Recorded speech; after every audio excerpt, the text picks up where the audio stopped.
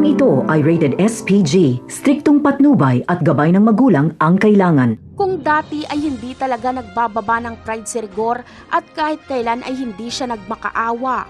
Pero ngayon ay nagawa niyang magmakaawa at lumuhod kay General Pacheco, wag lang siya nitong sibakin.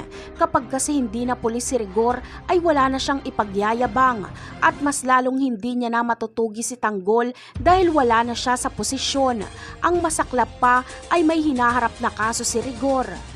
Pero kahit anong gawin ni Rigor ay wala nang pag-asang makabalik siya sa pagkapulis. Sinipa at pinagapang siya sa lupa ni General Pacheco at ibinato din sa kanya ang dismissal paper na katunayan na wala na siya sa serbisyo. Sa isang iglap ay nawala ang lahat kay Rigor. Ganun pa man ay kahit anong sitwasyon ni Rigor ay hindi siya iiwan ni Marites. Ito ang karma ni Rigor. Sa kabilang banda naman ay unti-unti nang nabubunyag ang sikreto ni David.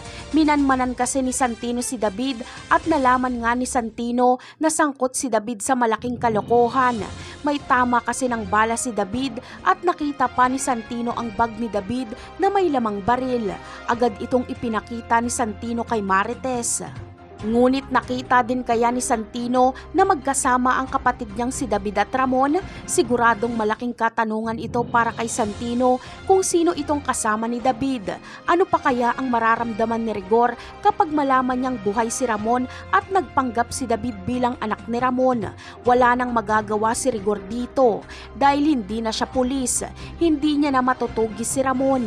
Napakarami pa nating dapat abangan sa mga susunod na episode. Paalam!